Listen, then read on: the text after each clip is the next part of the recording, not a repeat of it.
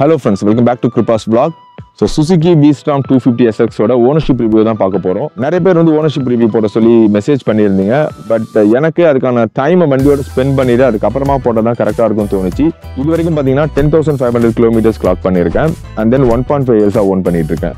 So I think I'm eligible to give you ownership ரிவ்யூன்னு நினைக்கிறேன். இந்த வீடியோவில் என்னோட எக்ஸ்பீரியன்ஸை மல்டிபிள் செக்மெண்ட்ஸாக டிவைட் பண்ணியிருக்கேன். அது என்னென்ன அப்படின்றத நான் சொல்கிறேன். வண்டியோட பெர்ஃபார்மன்ஸ் பற்றி ரொம்ப டீடைல்டாகவே பேச போகிறோம். அண்ட் ஃபியூல் எஃபிஷியன்சி பற்றி பேச போகிறோம். அண்ட் வண்டியோட comfort, design and aesthetics and reliability, ரொம்ப முக்கியமாக சர்வீஸ் நெட்வொர்க் எப்படி இருக்குன்னு நிறைய பேர் கேட்டுட்டே இருக்கீங்க. அதை பற்றி நம்ம டீடைலாக டிஸ்கஸ் பண்ண போகிறோம். அண்ட் தென் இதுக்கான மெயின்டெனன்ஸ் காஸ்ட் எவ்வளோ இருக்குது, ஃப்ரீ சர்வீசஸில் எவ்வளோ வருது அண்ட் பே சர்வீசஸில் எவ்வளோ நம்ம பே பண்ணுறோன்றதையும் பார்க்க போகிறோம். அண்ட் ஆல்சோ வண்டியோட overall pros and cons and இந்த வண்டியை நீங்கள் வாங்கணும்னு நினச்சிங்கன்னா என்னென்ன விஷயங்களை கன்சிடர் பண்ணலாம், இது எல்லாமே இந்த வீடியோ நம்ம ரொம்ப டீடைலாக பார்க்க போகிறோம். ஸோ வீடியோவை கண்டினியூஸாக பாருங்கள்.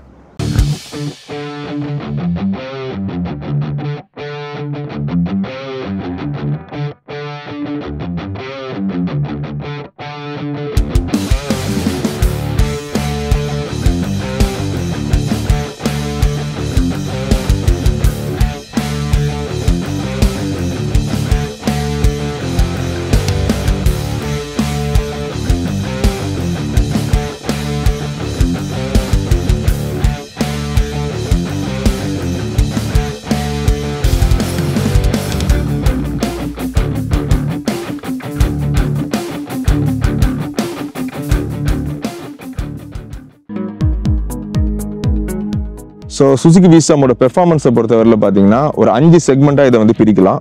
முதல்ல வந்து ஆக்சலரேஷன், டாப் ஸ்பீட், வண்டியோட ஹேண்ட்லிங், பிரேக்கிங் அண்ட் தென் பார்த்தீங்கன்னா ஹீட் மேனேஜ்மெண்ட் சிஸ்டம். ஸோ முதல்ல ஆக்சலரேஷன் பற்றி பார்க்கலாம். இது வந்து பார்த்தீங்கன்னா not a very quick bike.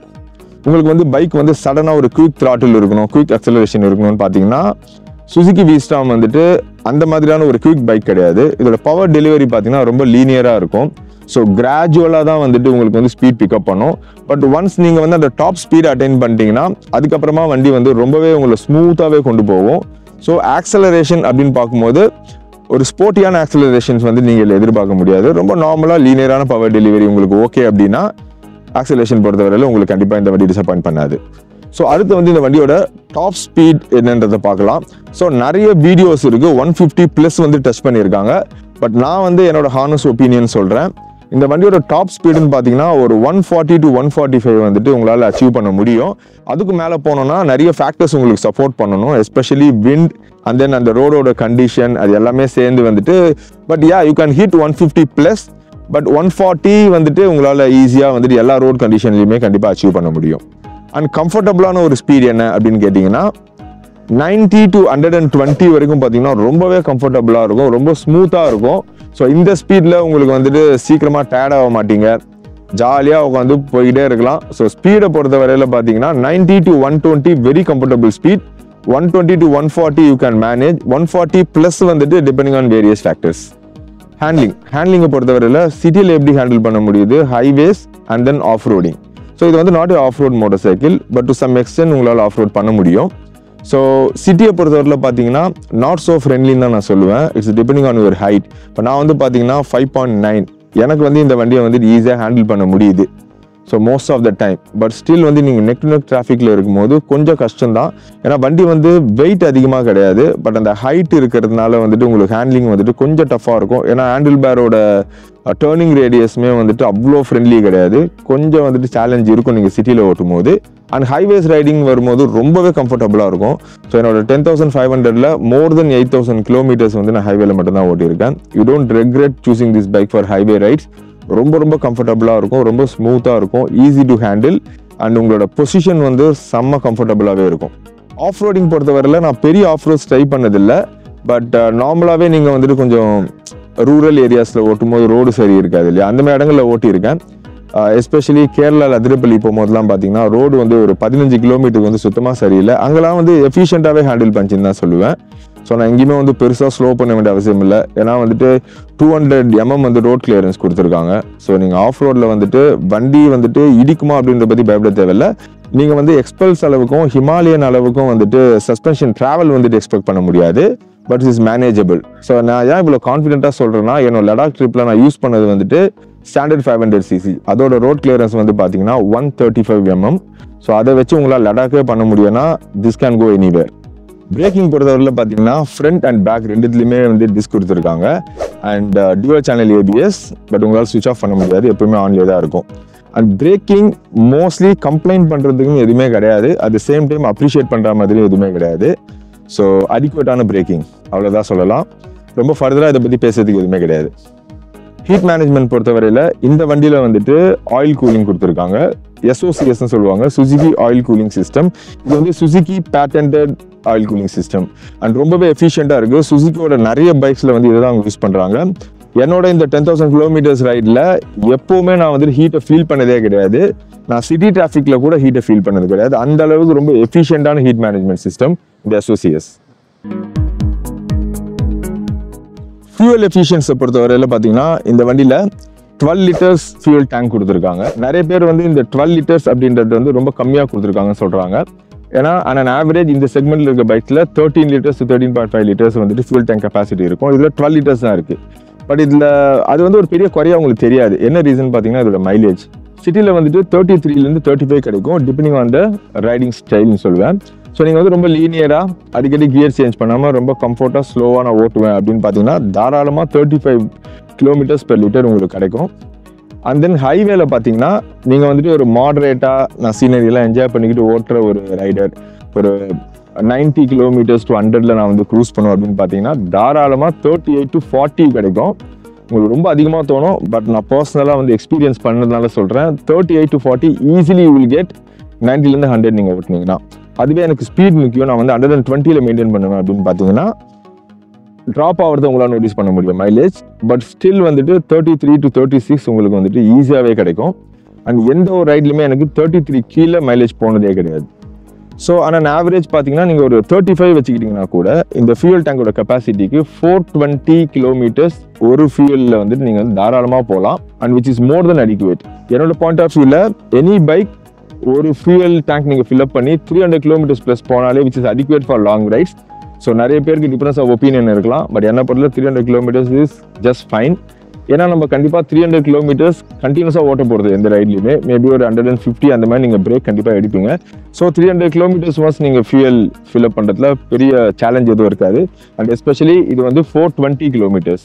So ஃபியூலை பொறுத்தவரையில் இட் இஸ் அடிக்குவேட்னு சொல்லுவேன். அண்ட் எக்ஸலண்ட்டான ஃபியூல் எஃபிஷியன்சி. கம்ஃபர்ட்டில் ஃபஸ்ட்டு வந்து பார்த்தீங்கன்னா வண்டியோட ரைடிங் பொசிஷன் பற்றி பார்க்கலாம். ஸோ ரொம்பவே பெர்ஃபெக்டான ஒரு அப்ரைட்டான ரைடிங் பொசிஷன் தான். ஸோ நீங்கள் எவ்வளோ லாங் ரைட் பண்ணாலும் உங்களோட பேக் வந்து ஹர்ட் ஆகாது. ஸோ நீங்கள் தாராளமாக வந்துட்டு கண்டினியூஸாக வந்து ரொம்ப நேரம் உங்களால் வண்டியில் வந்து ஓட்ட முடியும். அண்ட் இன்னொரு முக்கியமான விஷயம் வந்து பார்த்தீங்கன்னா இன்கேஸ் உங்களுக்கு அப்படியுமே வந்துட்டு அப்ரைட் பொசிஷன் இன்னுமே அதிகமாக வேணும்னு நினச்சிங்கன்னா நீங்கள் வந்து ஹேண்டில் பார் ரைசஸ் சூஸ் பண்ணலாம். ஸோ என்னோட ஹைட் வந்து பார்த்தீங்கன்னா 5.9. ஸோ எனக்கு வந்து ரீச் கரெக்டாக தான் இருந்தது, பட் பர்சனலி இன்னும் கொஞ்சம் ரீச் இருந்தால் நல்லாயிருக்கும்னு தோணுவோம். நான் வந்து ஹேண்டில் பார் ரைசஸ் போட்டிருக்கேன். ஸோ நீங்கள் ட்ரை பண்ணலாம். ஓவராலாக வண்டியோட ரைடிங் பொசிஷன் பார்த்தீங்கன்னா பெர்ஃபெக்ட் ஃபார் லாங் ரைட்ஸ் தான் சொல்லுவேன்.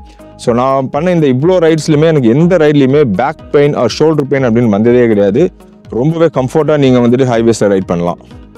அடுத்து கம்ஃபர்ட்டில் ரொம்ப முக்கியமான ஒரு விஷயம் உங்களோட சீட்டிங் கம்ஃபர்ட் தான். ஸோ இந்த வண்டியோட சீட் முதல்ல எப்படி இருக்குன்னு நான் உங்களுக்கு காட்டுறேன்.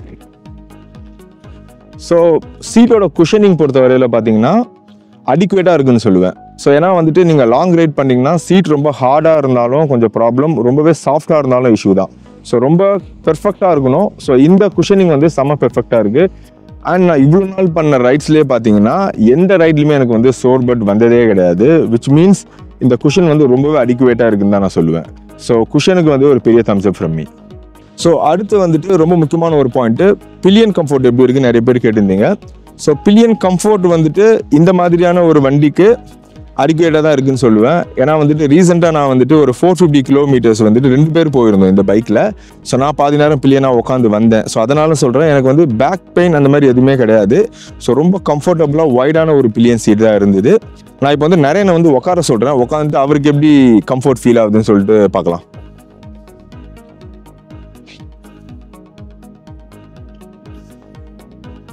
ஓகே, ஸோ நிறைய உங்களுக்கு சீட் எப்படி இருக்குது? வைடாக இருக்கா இல்லை ரொம்ப நேரோவாக இருக்கா? நேரோவாக இல்லை, கம்ஃபர்டபுளாகவே இருக்குது. நம்மளோட பட் சீட்டிங் சீட் ரொம்ப வைடராக இருக்கிறனால பட் சீட்டிங் கரெக்டாக இருக்குது. அண்ட் மோரோவர் பில்லியனுக்கும் ரைடருக்கும் இருக்கிற கேப்மே நிறைய இருக்குது. ஸோ 2 பேருமே கம்ஃபர்டபுளாக உட்காந்துட்டு வரலாம். சில பைக்லலாம் வந்து பார்த்திங்கன்னா சீட்டு ஒய்டராக இருந்தாலும் லென்த்து கம்மியாக கொடுத்துருவாங்க. ஸோ ரைடரும் பில்லியனும் ரொம்ப ஒட்டி உட்கார்ற மாதிரி இருக்கும். இதில் ரொம்பவே கம்ஃபர்ட்டாக இருக்குது. மோரோவர் பின்னாடி டாப் பாக்ஸ் வச்சாலுமே பில்லியனுக்கு கம்ஃபர்ட்டாக தான் இருக்கும்னு நினைக்கிறேன். கரெக்ட். ஸோ பில்லியன் பொறுத்தவரையில் நீங்கள் இன்கேஸ் இந்த வண்டியை நான் பில்லியன் ரைடரோடு தான் ரைட் பண்ணுவேன் அப்படின்ற பர்பஸ்க்காக எடுக்கிறதா இருந்தீங்கன்னா தாராளமாக நீங்கள் சூஸ் பண்ணலாம். ஸோ அடுத்து வந்து பார்த்தீங்கன்னா வைப்ரேஷன் லெவல்ஸ் பற்றி நிறைய பேர் கேட்குறீங்க. ஸோ வைப்ரேஷன் பொறுத்தவரையில் இந்த வண்டியில் ரொம்பவே மினிமலாக இருக்குது. அப் டு ஒரு 120 கிலோமீட்டர் ஸ்பீட் நீங்கள் போகிற வரைக்கும் உங்களுக்கு வந்து வைப்ரேஷன்ஸ் அந்த அளவுக்கு தெரியாது, ரொம்ப ஸ்மூத்தாக தான் இருக்கும். அண்ட் 120 கிலோமீட்டர்ஸ்க்கு மேலே போனீங்கன்னா ஒரு பஸ் இருக்கும் ஆக்சுவலி, பட் அது நீங்கள் அனாயிங்கான ஒரு வைப்ரேஷனாக எடுத்துக்க முடியாது. பட் பஸ் இருக்கும். நிறைய ரிவ்யூஸை நான் பார்க்கும்போது அந்த பஸ்ஸுக்கும் வைப்ரேஷனுக்கும் நிறைய பேருக்கு வந்து டிஃப்ரென்ஸே தெரியல. ஸோ இட்ஸ் அ இன்ஜின், இது வந்து ஒரு எலக்ட்ரிக் மோட்டார் கிடையாது. ஒரு இன்ஜின் ரன் ஆகும்போது கண்டிப்பாக வந்து ஒரு பஸ் இருக்கும். அதை நம்ம டு சம் எக்ஸ்டென்ட்டுக்கு மேலே வந்து ரவ் பண்ணும்போது ஸோ அந்த ஒரு பஸ் கண்டிப்பாக இருக்கும். பட் உங்களுக்கு வந்து அனாயிங்காக இருக்காது. ஸோ வைப்ரேஷன்ஸை பொறுத்தவரை நீங்கள் கவலைப்பட தேவையில்லை. ஸோ டிசைன் அண்ட் ஏஸ்தெட்டிக்ஸ் பொறுத்தவரையில் பார்த்தீங்கன்னா லுக்ஸ்ன்னு வரும்போது I personally feel looks are subjective. So எனக்கு பிடிக்கும், சில பேர் பிடிக்காம போகலாம். So it's very very subjective. So அதனால வந்துட்டு லுக்ஸை பொறுத்தவரையில் I'm leaving it to you people to decide. But என்னை பொறுத்தவரையில் I love the look of this bike. ஏன்னா ஃபஸ்ட்டு என்னை இம்ப்ரெஸ் பண்ணதே இந்த வண்டியோட லுக்கு தான் அண்ட் இதோட ரோட் ப்ரெசன்ஸ். ஸோ கண்டிப்பாக நீங்கள் ரோட்டில் போயிட்டு ஒரு சிக்னலில் போகும்போது கண்டிப்பாக இது வந்து ஒரு ஹெட் டர்னர் தான். ஏன்னா நிறைய பேர் வந்து திரும்பி பார்க்குறது நான் நோட்டீஸ் பண்ணியிருக்கேன். நிறைய பேர் கேட்கவும் செய்வாங்க என்ன பைக்குன்னு சொல்லிட்டு. ஏன்னா ஒரு பிக் பைக்கோட ஒரு ஃபீல் ஒன்று கொடுக்கும். ஜஸ்ட் 250cc இருந்தாலும் ஒரு பிக் பைக்கோட ஃபீல் கொடுக்கும். ஸோ லுக் வைஸ் எனக்கு ரொம்ப பிடிச்சிருக்கு. But I'm again leaving it you people. So நீங்கள் வந்துட்டு லுக்ஸ் பற்றி என்ன நினைக்கிறீங்கன்றத கமெண்ட் செக்ஷனில் வந்து கமெண்ட் பண்ணுங்கள். அனதர் இம்பார்ட்டன்ட் திங் இஸ் என்னன்னு பார்த்தீங்கன்னா quality of the product used and finishing பற்றி பார்க்கலாம். ஸோ குவாலிட்டி ஆஃப் ப்ராடக்ட்ஸ் அப்படின்னு பார்த்தீங்கன்னா சூப்பராக இருக்குது. அந்த பிளாஸ்டிக் அவங்க யூஸ் பண்ணது எல்லாமே வந்து ரொம்ப ஒரு குவாலிட்டியான ஒரு பிளாஸ்டிக்ஸ் தான். நீங்கள் ஜஸ்ட் இந்த டைல் பார்த்தீங்கன்னா கூட ஃபுல்லாக பிளாஸ்டிக் தான். பட் ஆனால் வந்து நல்லாவே ஒரு ஸ்ட்ராங்கான பிளாஸ்டிக் தான் கொடுத்துருப்பாங்க. அண்ட் ஃபினிஷிங் பொறுத்த வரையில் நீங்கள் எங்கேயுமே வந்துட்டு ஒரு லூஸ் வயர்ஸ் எதுவுமே நீங்கள் பார்க்க முடியாது வண்டியில். ஸோ அவ்வளோ ஃபிட்டாக இருக்கும். ஸோ ஒரு டிப்பிக்கலாக ஒரு ஜாப்பனீஸ் மோட்டர் சைக்கிள் ஓவராலாக பார்த்தீங்கன்னா லுக் அண்ட் ஃபினிஷிங் வந்துட்டு எக்ஸலண்ட்டாக இருக்குது. பட் வித் ஒன் எக்ஸெப்ஷன், என் கூட வாங்க காட்டுறேன். ஸோ அவங்களோட அந்த எக்ஸாஸ்ட் பென் பைப்பை பற்றி தான் சொல்கிறேன். நீங்கள் பார்த்தீங்கன்னா உங்களுக்கு நல்லாவே தெரியும். ஸோ ரஸ்டாக இருக்கும். இது வந்துட்டு ஒரு 1.5 year old மோட்டர் சைக்கிளில் வந்துட்டு நம்ம வந்துட்டு எக்ஸ்பெக்ட் பண்ண முடியாது. ஏன்னா இந்த ரஸ்ட் நான் நோட்டீஸ் பண்ணது எப்போன்னு பார்த்தீங்கன்னா ஒரு 6 monthsலேயே நான் நோட்டீஸ் பண்ணிட்டேன். நான் இதை சர்வீஸ் சென்டர்லேயும் கேட்டேன். நானே பர்சனலாக வந்துட்டு சர்வீஸுக்கு வந்த மற்ற V-Storm ஜிக்ஸஸ் எல்லாமே போய் பார்த்தேன். 6 months மேலே இருக்க மோஸ்ட் ஆஃப் த பைக்ஸில் இந்த இஷ்யூ இருக்குது. ஸோ ஃபஸ்ட் நான் என்னோட பைக்கில் மட்டும் இந்த இஷ்யூ இருக்குன்னு நினச்சேன். பட் ஓவராலாகவே இந்த பென் பைப் இஷ்யூ இருக்குது. நான் சர்வீஸ் சென்டரில் கேட்கும்போது அவங்க சார் இதுக்கு வந்துட்டு ஹீட் ப்ரூஃப் கோட்டிங் போட்டுக்கலாம் அப்படின்னு சொல்கிறாங்க. But still this is not acceptable. நீங்கள் இவ்வளோ குவாலிட்டியாக ஒரு ப்ராடக்ட் மேக் பண்ணிட்டு பென் பைப் வந்து இவ்வளோ சீக்கிரம் ரஸ்ட் ஆகுதுன்னா பர்சனலி ஐம் டிசப்பாயிண்டட். இந்த இஷ்யூ இருக்குது, அதை உங்ககிட்ட காட்டணும் அப்படின்றதுனால தான் நான் இதை சொன்னேன். ஸோ ஓவராலாக லுக் அண்ட் ஃபினிஷ் எல்லாமே நல்லா இருந்தாலும் இந்த கம்ப்ளைண்ட் மட்டும் எல்லா பைக்ஸ்லையுமே இருக்குது V-Stormல. ரிலையபிலிட்டியை பொறுத்தவரையில் இந்த 1.5 yearsல நான் மேஜராக எந்த இஷ்யூமே வந்து ஃபேஸ் பண்ணல. ஸோ என்னோட லாஸ்ட் 2 சர்வீஸுமே பேட் சர்வீஸ் தான். அவங்க கம்ப்ளைண்ட் கேட்கும்போது லிட்ரலி என்கிட்ட எந்த ஒரு கம்ப்ளைண்ட்டுமே இல்லை. நான் வந்து ஜஸ்ட் ஜென்ரல் சர்வீஸ் சொல்லி தான் பண்ணியிருக்கேன். அந்த அளவுக்கு ரிலையபிலிட்டியை பொறுத்தவரையில் நான் எந்த இஷ்யூமே ஃபேஸ் பண்ணல. பட் வண்டி எடுத்து ஃபர்ஸ்ட் சர்வீஸ்க்கு அப்புறமா ஒரு சின்ன ஒரு இஷ்யூ இருந்தது. அது என்னன்னு பார்த்தீங்கன்னா வண்டி நான் ஓட்டும் போதோ தள்ளும் போதோ வண்டியோட ஃப்ரண்ட் அந்த வீல் ஹப்பில் இருந்து எனக்கு ஒரு நாய்ஸ் வர ஆரம்பிச்சுது. ஃபர்ஸ்ட் ஐ தாட் டிஸ்கில் ஏதோ ப்ராப்ளம் இருக்குன்னு சொல்லி டிஸ்கை க்ளீன் பண்ணி கொடுத்தாங்க. பட் அதுக்கப்புறமாவும் வந்துகிட்டே இருந்தது. அதுக்கப்புறம் சர்வீஸ் சென்டரில் வந்துட்டு போகும்போது என்ன சொன்னாங்கன்னா இது வந்து மேபி அசம்பிளிங்கில் வந்துட்டு ஏதாச்சும் ஒரு சின்ன இஷ்யூ இருந்துருக்கலாம்னு சொல்லிட்டு அவங்க மறுபடியும் வீல் அசம்பிளிலாம் வந்து மறுபடியும் டிஸ்மேண்டில் பண்ணிவிட்டு க்ரீஸ்லாம் போட்டு மறுபடியுமே வந்து அசம்பிள் பண்ணாங்க. ஸோ அது பண்ணதுக்கப்புறமா எனக்கு அந்த கம்ப்ளைண்ட் இல்லை. ஸோ அது வந்து வண்டி எடுத்த புதுசில் ஒரு 500-600 kilometers டைமில் அது இருந்தது. ஸோ அதுக்கப்புறம் எந்த இஷ்யூமே இல்லை. அண்ட் ஓவராலாக வண்டி ரிலையபிலிட்டின்னு கேட்டிங்கன்னா இந்த 1.5 year எக்ஸ்பீரியன்ஸ் வச்சு பார்க்கும்போது இட்ஸ் வெரி ரிலையபிள். அடுத்து வந்து ரொம்ப ரொம்ப முக்கியமான விஷயத்தை பற்றி பேச போகிறேன், சர்வீஸ் நெட்வொர்க். ஸோ இந்த வண்டி எடுக்கும் போதே பார்த்தீங்கன்னா எனக்கு நிறைய பேர் சொன்னது சுசுக்கியோட சர்வீஸ் வந்துட்டு ரொம்ப ரொம்ப பிலோ ஆவரேஜ் தான் இருக்கும், பார்த்துக்குங்க அப்படின்னு சொன்னாங்க.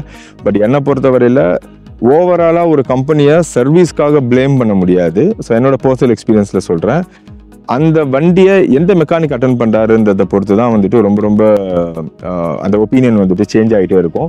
ஸோ நான் வந்துட்டு ஓகே ஒரு நல்ல மெக்கானிக் நமக்கு கிடச்சிட்டாருன்னா அதுக்கப்புறம் சர்வீஸ் வந்துட்டு ப்ராப்ளம் இருக்காதுன்னு நினச்சேன். பட் ஆனால் ஐ வாஸ் ராங். ஏன்னா இதை நீங்கள் ஃப்ரீ சர்வீஸ்னு ஃபஸ்ட்டு கொண்டு போகும்போது நீங்கள் சர்வீஸ் சென்டரில் தான் கொடுப்பீங்க ஃபஸ்ட்டு கொஞ்ச நாளைக்கு. இப்போ வரைக்கும் இதை நான் சர்வீஸ் சென்டரில் தான் கொடுத்துருக்கேன். ஸோ ஃபஸ்ட் அந்த சர்வீஸ் சென்டரில் நீங்கள் உங்கள் வண்டியை சர்வீஸ் கொடுக்கறதுலே ஒரு இஷ்யூ இருக்குது சுசுகியில். என்னன்னு பார்த்தீங்கன்னா முதல்ல நம்பர் ஆஃப் சர்வீஸ் சென்டர்ஸ் வந்துட்டு சுசுகிக்கு ரொம்ப கம்மி. உங்களுக்கு நிறைய பேருக்கு தெரியுமான்னு தெரியல, கேடிஎம்ஐ விட சுசுகியோட number of service centres in India is very low. Actually வந்துட்டு ஆஃப் கேடிஎம் சர்வீஸ் சென்டர் தான் வந்து சுசுகியோட சர்வீஸ் சென்டர் நம்பர். ஸோ அவ்வளோதான் இருக்குது. இது உங்களுக்கு தெரியலனா இது ஒரு இன்ஃபர்மேஷனாக கூட உங்களுக்கு இருக்கும், நீங்கள் கூகுள் பண்ணி பார்த்துக்கலாம். ஸோ என்னோட சேலஞ்ச் என்னன்னா, நீங்கள் சர்வீஸ் கொண்டு போய் கொடுக்கறதே வந்துட்டு ஒரு சேலஞ்ச். ஏன்னா ஒரு சர்வீஸ் சென்டரில் ஒரு சுசுகி விஸ்டாம் மெக்கானிக் தான் இருக்காங்க. ஐ மீன் ட்ரைன் டு சர்வீஸ் விஸ்டாம் வந்து ஒரு மெக்கானிக் தான் இருக்காங்க. ஸோ நான் வந்துட்டு இது வரைக்கும் நிறைய தடவை நான் போவேன், அவங்க வந்து மெக்கானிக் வந்து அவைலபிள் இல்லை சார், 1 வீக் அப்புறமா வாங்கன்னு சொல்லுவாங்க. ஸோ நீங்கள் உங்கள் சர்வீஸை ஸ்கெடியூல் பண்ணுறதுலேயே வந்து பயங்கர இஷ்யூ இருக்கும். ஸோ இது வந்துட்டு நான் வந்து ஒரு ஜென்ரிக்கான என்னோட எக்ஸ்பீரியன்ஸை ஒரு சர்வீஸ் சென்டரில் வச்சு மட்டும் சொல்லலை. ஏன்னா நான் வந்துட்டு அடையாரில் இருக்க சர்வீஸ் சென்டரில் போகும்போதும் இந்த இஷ்யூ நடந்தது. தண்டையார்பேட்டையில் நம்ம டெலிவரி எடுத்தோம்ல அந்த சர்வீஸ் சென்டர்லையும் இந்த இஷ்யூ நடந்தது. மோஸ்ட் இம்பார்ட்டன்ட்லி நான் வந்து வெஸ்டர்ன் கார்ஸ் ரைடில் இருக்கும்போது தான் அந்த நான் சொன்ன வீல் ஹப்ல இருக்க இஷ்யூ அதை சர்வீஸ் பண்ணலாம். நான் வந்து பொள்ளாச்சியில் இருக்க சர்வீஸ் சென்டருக்கு போனேன். அங்கேயும் ஒரே ஒரு மெக்கானிக், அவர் வந்துட்டு பிரேக் போனதால நான் 2 hours வெயிட் பண்ணேன் அந்த ஒரு ஃபால்ட்டை வந்துட்டு அட்டென்ட் பண்ணுறதுக்காக. ஸோ ஓவராலாக ட்ரைன்டு சுசுகி விஸ்டாம் மெக்கானிக்ஸ் வந்து ரொம்பவே கம்மியாக இருக்காங்க. ஸோ இது வந்துட்டு ஒரு ஒரு பெரிய ஒரு ட்ராபேக். சுசுகி வந்துட்டு இதை கண்டிப்பாக ஃபிக்ஸ் பண்ணியே ஆகணும். ஏன்னா ஒரு கஸ்டமர் வந்துட்டு அவங்க ஸ்கெடியூலுக்கு வண்டியை சர்வீஸ் கொடுக்க வரும்போது அங்கே மெக்கானிக் இல்லை அப்படின்றது வந்துட்டு ஒரு பெரிய லெட் டவுன். அடுத்தது quality of service. Quality of சர்வீஸ்லேயுமே எனக்கு வந்து ஒரு பெரிய கன்சர்ன் இருந்துக்கிட்டே தான் இருக்குது. ஏன்னா நான் இது வரைக்கும் 2 சர்வீஸ் சென்டரில் கொடுத்துருக்கேன். 2 சர்வீஸ் சென்டர்லையுமே எனக்கான எக்ஸ்பீரியன்ஸ் வந்து பார்த்தீங்கன்னா, நான் வண்டி டெலிவரி எடுக்க போகும்போது நான் சொன்ன ஃபால்ட்டை வந்துட்டு ப்ராப்பராக அவங்க அட்டென்ட் பண்ண மாட்டுறாங்க. இப்போ லாஸ்ட் சர்வீஸில் கூட பார்த்தீங்கன்னா என்னோட டிஸ்க் பேட் 2மே வந்துட்டு தேஞ்சு இருந்தது. நான் வந்துட்டு கண்டிப்பாக அதை சேஞ்ச் பண்ணுங்கன்னு சொல்லிட்டு வந்தேன். பட் நான் அதுக்கப்புறம் வண்டி டெலிவரி எடுக்க போகிறேன், 2 டிஸ்க் பேடுமே அவங்க மாற்றலை. அண்ட் அந்த மெக்கானிக் என்கிட்ட சொன்னது வந்து இன்னொரு 600 kilometers போகும். பட் நான் வந்து ரொம்ப கிளியராக சொல்லிட்டு வந்தேன், நான் மோஸ்ட்லி லாங் ரைடுக்கு யூஸ் பண்ணுவேன். மேபி ஒரு 1000-1500 kilometers வந்துட்டு நான் எப்போ வேணால் ரைட் கிளம்பலாம். அப்போ 600 kilometers தான் போகணும்னா நான் போகிற வழியில் போய்ட்டு மாற்றிட்டு இருக்க முடியாது. அதனால நீங்கள் மாற்றிடுங்கன்னு நான் சொன்னேன். நான் சொல்லியும் அவங்க மாற்றவே இல்லை. பட் அதுக்கப்புறம் நான் அவங்க கிட்ட வந்து ஆர்கியூ பண்ணி அந்த மெக்கானிக் திரும்ப வர வச்சு எனக்கு வந்துட்டு ஒரு 1.5 மணி நேரம் என்னை வெயிட் பண்ண வச்சு அந்த 2 டிஸ்பேடையும் மாற்றி கொடுத்தாங்க. So I'm not happy. So இந்த மாதிரியான எக்ஸ்பீரியன்ஸ் தான் தொடர்ந்து நடந்துகிட்டே இருக்குது சுசுகி சர்வீஸ் சென்டரில். ஸோ என்னை பொறுத்தவரை ஓவராலாக சுசுகியோட சர்வீஸ் நெட்வொர்க் அப்படின்றது வந்துட்டு என்னோட எக்ஸ்பீரியன்ஸில் ரொம்ப புவராக தான் இருக்குது. But still it's manageable. ஏன்னா நீங்கள் மற்ற சர்வீஸ் சென்டரில் எப்படி இருக்குன்னு எனக்கு தெரியல. ஒருவேளை உங்களுக்கு மற்ற சர்வீஸ் சென்டரில் ஏதாச்சும் நல்ல மெக்கானிக்ஸ் ஏதாவது இருக்காங்க, இல்லைனா நீங்கள் ப்ரைவேட்டாகவே வந்து வண்டியை வந்துட்டு ரெடி பண்ண முடியும் அப்படின்னா நீங்கள் தாராளமாக பண்ணிக்கலாம். பட் ஓவராலாக சுசுகியோட service network and quality of service பொறுத்தவரையில் I am not satisfied. So நானுமே கூடிய சீக்கிரம் ஒரு ப்ரைவேட் மெக்கானிக்கிட்ட தான் சுவிட்ச் ஆகிடுவேன்னு நினைக்கிறேன். அடுத்து உங்களில் நிறைய பேருக்கு இருக்க டவுட் வந்துட்டு மெயின்டெனன்ஸ் காஸ்ட் வந்து எவ்வளோ ஆகுது. ஏன்னா நிறைய வீடியோஸில் லெஸ் மெயின்டெனன்ஸ் காஸ்ட்னு தான் வந்துட்டு சொல்கிறாங்க. பட் அந்த லெஸ் ஆர் ஹைன்றது டிபெண்டிங் ஆன் இண்டிவிஜுவல்ஸ் தான். ஸோ நான் ஆக்சுவலாக எவ்வளோ செலவு வருதுன்றதை மட்டும் சொல்கிறேன். ஸோ ஃப்ரீ சர்வீசஸ் பொறுத்தவரையில் பார்த்தீங்கன்னா 1200 ரேஞ்சில் இருக்குது. 1200 to 1500 ரேஞ்சில் தான் வரும். ஏன்னா அவங்க சர்வீஸ் மட்டும்தான் காசு போட மாட்டாங்க, நீங்கள் ஆயிலுக்கு நீங்கள் பே பண்ணி தான் ஆகணும். ப்ளஸ் நீங்கள் ஃபில்டர்ஸ் ஏதாவது சேஞ்ச் பண்ணாலும் நீங்கள் தான் பே பண்ணணும். ஸோ அரௌண்ட் வந்து 1200 to 1300 வருது. அண்ட் பேட் சர்வீசஸில் பொறுத்தவரையில் எந்த பார்ட்ஸுமே நான் மாற்றலை அப்படின்னா எனக்கு வந்து 2900 ரேஞ்சில் வருது. ஸோ நான் 2 days முன்னாடி தான் செகண்ட் பேட் சர்வீசஸ் பண்ணேன். ஸோ இதே பில் தான் எனக்கு ஃபஸ்ட்டு பேட் சர்வீஸ்லேயும் வந்தது 2900. இதில் வந்து ஆயிலு, அதுக்கப்புறமா வந்து அவங்க வந்துட்டு பிரேக்ஸ் க்ளீன் பண்ணது, அதுக்கப்புறமா ஃபில்டர்ஸ் சேஞ்ச் பண்ணது, இது எல்லாமே சேர்த்து வரும். அண்ட் மெயினாக பார்த்தீங்கன்னா சர்வீஸ் காஸ்ட் தான் வந்துட்டு நிறைய. ஸோ இப்போ இந்த 2900 பார்த்தீங்கன்னா அரௌண்ட் 1500 rupees கிட்ட அவங்க சர்வீஸ் காஸ்ட் தான் வந்து போடுறாங்க. ஸோ ஓவராலாக பேட் சர்வீஸஸ் நீங்கள் எதுவுமே மாற்றலை அப்படின்னா 2900 இருக்கும். அண்ட் ஸ்பேர்ஸ்லாம் எந்த அளவுக்கு எக்ஸ்பென்சிவாக இருக்கும்னு உங்களுக்கு கொஸ்டின் இருக்கும். ஸோ நான் வந்து இந்த வண்டியை பொறுத்தவரையில் இது வரைக்கும் டிஸ்க் பேட் மட்டும்தான் மாற்றிருக்கேன். டிஸ்க் பேட் வந்து சுசுகியோட டிஸ்க் பேட் தான் நான் மாற்றினேன். So front and back each disc pad வந்துட்டு ஒரு 540 rupees ரேஞ்சில் வருது. ஸோ இது மட்டும் தான் இப்போதைக்கு நான் மாற்றிருக்கேன். மற்றபடி நான் எதுவும் சேஞ்ச் பண்ணல. செயின் பேக்கெட், பேட்டரி எதுவுமே நான் எதுவும் மாற்றினது கிடையாது. அதனால இது வந்து too early to comment. In case நான் மாற்றும் போது கண்டிப்பாக நான் வந்து உங்களுக்கு வந்து சொல்கிறேன் எவ்வளோ காஸ்ட் வருதுன்னு சொல்லிட்டு. ஸோ ஓவராலாக மெயின்டெனன்ஸ் அப்படின்னு வரும்போது ஒரு சர்வீசஸ்க்கு நீங்கள் ஒரு 3000 எடுத்து வச்சுக்கோங்க. 2900 ரேஞ்சில் இருக்கும். இன்கேஸ் நீங்கள் பார்ட்ஸ் மாற்றுறீங்கன்னா அது வந்து எக்ஸ்ட்ரா. இப்போ வந்து ஓவராலாக இந்த பைக்கோட பாசிட்டிவ்ஸ் அண்ட் நெகட்டிவ்ஸ் வந்து பார்க்கலாம். ஸோ ஃபஸ்ட்டு வந்து நான் வந்துட்டு பாசிட்டிவ்ஸ்க்கு போகிறேன். ஸோ முதல் பாசிட்டிவ் நான் எது சொல்லுவேன்னா, கம்ஃபர்டபுளான ஒரு ரைடு. ஸோ உங்களோட சீட்டிங் பொசிஷன் ஆகட்டும், உங்கள் சீட்டோட குஷன் ஆகட்டும், அண்ட் ரைடோட ஸ்மூத்னஸ் ஆகட்டும், இது எல்லாமே வந்துட்டு டாப் நாச்சாக இருக்கும். ஸோ அதுதான் இந்த வண்டியோட முதல் பாசிட்டிவ் அண்ட் டாப் மோஸ்ட் பாசிட்டிவ்னு சொல்லுவேன். அடுத்தது வந்து பார்த்தீங்கன்னா மைலேஜ். ஸோ மைலேஜ் இந்த செக்மெண்ட்டில் பெஸ்ட்டுன்னு சொல்லுவேன். ஏன்னா ஒரு அரௌண்ட் 35 பிட்வீன் 100 to 110 120 வந்துட்டு it's a very good mileage. So நான் முன்னாடி மைலேஜ் செக்ஷனில் சொன்ன மாதிரி நீங்கள் இன்னுமே வந்து ஸ்லோவாக ரொம்ப அடிக்கடி கியர் சேஞ்ச் பண்ணி த்ராட்டில் வந்துட்டு சடனாக ரைஸ் பண்ணாமல் நீங்கள் ஓட்டினீங்கன்னா 38 to 40 வரைக்குமே கொடுக்கலாம். ஸோ மைலேஜ் வந்துட்டு ஒரு மிகப்பெரிய அட்வான்டேஜ் இந்த பைக்கில். நெக்ஸ்ட் வந்து பார்த்தீங்கன்னா ஹீட் மேனேஜ்மெண்ட். இந்த வண்டியில் இது வரைக்கும் நான் ஹீட் வந்து ஃபேஸ் பண்ணதே கிடையாது. ஸோ ஹைவே ரைடாக இருக்கட்டும், சிட்டி ரைடாக இருக்கட்டும், எதுலையுமே நான் வந்துட்டு ஹீட் அப்படின்ற ஒரு விஷயம் பார்த்ததே இல்லை.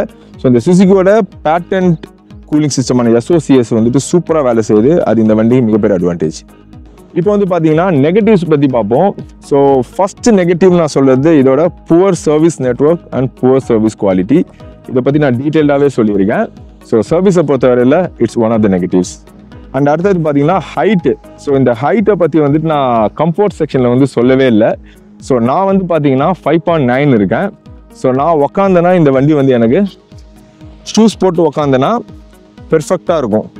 அண்ட் ஒரு சில நேரங்களில் நான் வந்துட்டு என்னோட டோ வச்சு மட்டும்தான் பேலன்ஸ் பண்ணுற மாதிரி இருக்கும். பட் ஸ்டில் வந்து இட் இஸ் மேனேஜபிள். பட் என்னோட ஹைட் 5.9. நீங்கள் 5.9க்கு கம்மியாக இருக்கீங்க அப்படின்னா கண்டிப்பாக வந்துட்டு டெஸ்ட் ட்ரைவ் பண்ணி பார்த்துட்டு அப்புறமா டிசைட் பண்ணுங்கள். 5.6 5.7லாம் கண்டிப்பாக உங்களுக்கு வந்து கால் ஊனி நிற்கிறது வந்து ரொம்ப ரொம்ப டஃப்பு. ஸோ அகெயின் உங்கள் ஸ்கில் பேஸ்ட் ஸ்டில் நீங்கள் if you want to go with it you can go. But இந்த பைக்கு ஹைட்டு கொஞ்சம் கரெக்டாக இருக்கவங்களுக்கான பைக்கு தான். And ideally not for the short riders. So இது வந்து ஒரு ட்ராபேக் தான் இந்த வண்டியில் height. But when it comes to adventure பைக்ஸ்னு வந்தாலே மோஸ்ட் ஆஃப் த பைக்ஸில் வந்து ஹைட் வந்து இவ்வளோ தான் இருக்கும். If you decide to go for adventure bike நீங்கள் அதை காம்ப்ரமைஸ் பண்ணி தான் ஆகணும். அடுத்து ஒரு ட்ராபேக் லிமிட்டேஷன் என்ன சொல்லுவோம்னா இதோட ப்ரைஸு. ஸோ நான் இந்த வண்டியை வாங்கும் போது எனக்கு வந்துட்டு 2.5 lakhs வந்தது ஆன் ரோட். இப்போ நான் ரீசெண்டாக லாஸ்ட் வீக் சர்வீஸ் பண்ண போகும்போது கேட்டேன் 2.65 ஆன் ரோடுன்னு சொல்லியிருக்காங்க. அண்ட் இந்த செக்மெண்ட்ஸில் இருக்க மற்ற பைக்ஸ் கம்பேர் பண்ணி பார்த்தீங்கன்னா இந்த ப்ரைஸ் ரேஞ்ச் ஆல்மோஸ்ட் இந்த ப்ரைஸ் ரேஞ்சுக்கு இதை விட நிறைய ஃபீச்சர்ஸோடலாம் வந்துட்டு பைக்ஸ் கிடைக்குது. ஃபார் எக்ஸாம்பிள் லிக்விட் கூல்டு இருக்கும். அண்ட் TFT வந்துட்டு கலர் TFT டிஸ்பிளே இருக்கும். ஸோ இந்த மாதிரியான சின்ன சின்ன ஃபீச்சர்ஸ் வந்துட்டு இதில் மிஸ் ஆகும். ஸோ அதனால் உங்களை நிறைய பேருக்கு ப்ரைஸ் வந்துட்டு கொஞ்சம் அதிகமாக தோணலாம். அது ஒரு லிமிட்டேஷன் தான் நான் சொல்லுவேன். இன்னொரு நெகட்டிவ் வந்துட்டு என்னோட ஸ்பெசிஃபிக் ஃபீட்பேக், நான் சொன்ன மாதிரி அந்த எக்ஸாஸ்ட் பென் பைப் சீக்கிரமாக ரஸ்ட் ஆகுது. ஸோ அந்த குவாலிட்டி இஷ்யூவை அப்கமிங் தீஸ் டேர்ம்ஸில் சுசுகி ஃபிக்ஸ் பண்ணால் நல்லாயிருக்கும். இல்லைனா பைக்ஸோட லுக்ஸில் அது வந்துட்டு கண்டிப்பாக ஒரு ட்ராபேக்காகவே தான் உங்களுக்கு இருக்கும். ஸோ அவ்வளோ ரஸ்ட் இவ்வளோ சீக்கிரம்லாம் ஆகக்கூடாது. ஸோ அது one of the limitations. So almost வந்து இந்த வண்டியை பற்றின எல்லா டீட்டெயில்ஸுமே அண்ட் என்னோட எக்ஸ்பீரியன்ஸுமே நான் வந்து ஷேர் பண்ணிட்டேன். இப்போது இந்த வண்டியை நீங்கள் வாங்கலாம் அப்படின்னு நீங்கள் பார்க்குறீங்கன்னா நீங்கள் எந்தெந்த விஷயங்களை வந்து கன்சிடர் பண்ணணும் அப்படின்னு சொல்லி மட்டும் நான் லிஸ்ட் டவுன் பண்ணிடுறேன். ஃபர்ஸ்ட் வந்துட்டு இந்த வண்டியோட ஹைட்டை வந்துட்டு கண்டிப்பாக வந்து நீங்கள் போய் டெஸ்ட் ட்ரைவ் பண்ணி பாருங்கள் உங்கள் ஹைட்டுக்கு இந்த வண்டி வந்து செட் ஆகுதான்னு சொல்லிட்டு. அண்ட் ஆல்சோ டெஸ்ட் ட்ரைவ் பண்ணி பார்க்கும்போது நீங்கள் பர்சனலாக இதோட கம்ஃபர்ட் என்னன்றதையும் பாருங்கள். மோஸ்ட் இம்பார்ட்டன்ட்லி இதோட காம்படிட்டர்ஸையும் போயிட்டு நீங்கள் டெஸ்ட் ட்ரைவ் பண்ணி பாருங்கள். ஏன்னா இது வந்து என்னோட பர்சனல் ஒப்பீனியன். நான் வந்து இந்த பைக்கை வந்து சூஸ் பண்ணியிருக்கேன். பட் மார்க்கெட்டில் வந்து பார்த்தீங்கன்னா ஹிமாலயன் இருக்குது, அண்ட் அட்வென்ச்சர் 250 இருக்குது, அண்ட் டாமினா 250 இருக்குது. ஸோ எல்லாமே நீங்கள் வந்து ஓட்டி பார்த்துட்டு to take a decision. So இந்த வீடியோ வந்துட்டு இந்த வண்டியை உங்களை வாங்க வைக்கிறதுக்கான ஒரு இன்ஃப்ளூயன்சிங் வீடியோ கிடையாது. கண்டிப்பாக ஹானஸ்ட்டாக இந்த 1.5 years அண்ட் 10,500 kilometers எனக்கு கிடைச்ச எக்ஸ்பீரியன்ஸை வந்துட்டு நான் சொல்லியிருக்கேன். மோஸ்ட்லி உங்கள் எல்லாரோட கொஸ்டினும் ஆன்சர் பண்ணியிருப்பேன்னு நினைக்கிறேன். இல்லை இதில் பேசின விஷயங்கள் தவிர உங்களுக்கு ஸ்பெசிஃபிக்காக ஏதாச்சும் ஒரு இன்ஃபர்மேஷன் எனக்கு வேணும் அப்படின்னா என்னோட இன்ஸ்டாகிராமில் வந்துட்டு மெசேஜ் பண்ணுங்கள். நான் கண்டிப்பாக வந்துட்டு உங்களுக்கு ரெஸ்பாண்ட் பண்ணுவேன். ஸோ ஓவராலாக இந்த வீடியோ, இந்த ஓனர்ஷிப் ரிவ்யூ வீடியோ உங்களுக்கு கண்டிப்பாக பிடிச்சிருக்குன்னு நினைக்கிறேன். பிடிச்சிருந்தா மறக்காம வீடியோவை லைக் பண்ணுங்கள். உங்கள் ஃப்ரெண்ட்ஸில் யாராவது சுசுகி பீஸ்டார்ம் வாங்கலாம் அப்படின்ற ஐடியாவில் இருந்தாலும் இந்த வீடியோ வந்து ஷேர் பண்ணுங்கள். கண்டிப்பாக அவங்களுக்கு வந்து ஹெல்ப்ஃபுல்லாக தான் இருக்கும். நீங்கள் ஃபஸ்ட் டைம் நம்ம சேனல் வந்தீங்கன்னா மறக்காம சேனல் சப்ஸ்கிரைப் பண்ணுங்கள். நம்ம சேனல் நிறைய பைக் ரைட்ஸ் அண்ட் ட்ராவல் பற்றின கண்டென்ட் வந்துட்டே இருக்கும். So I'll meet you guys in another video. Until then, it's bye from Kripa. Keep riding and keep learning, guys. Bye.